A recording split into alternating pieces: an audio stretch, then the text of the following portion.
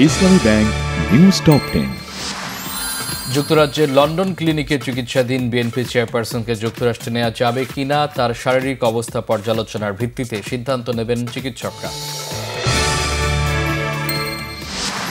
দুর্বল ও সবল মেডিকেল কলেজগুলো একীভূত করার কথা ভাবছে সরকার, জানালেন স্বাস্থ্য উপদেষ্টা।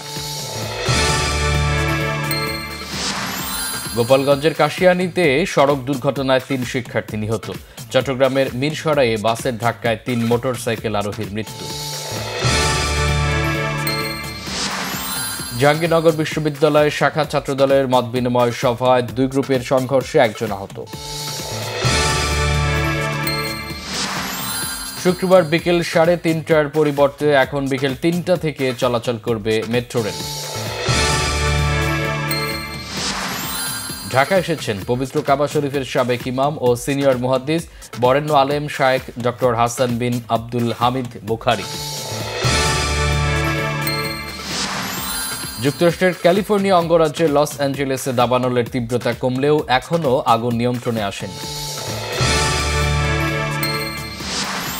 গাজায় যুদ্ধবিরতি চুক্তির বিরুদ্ধে ইসরায়েলের কট্টর ডানপন্থীদের বিক্ষোভ, জাতীয় নিরাপত্তা মন্ত্রীর পদত্যাগের হুমকি।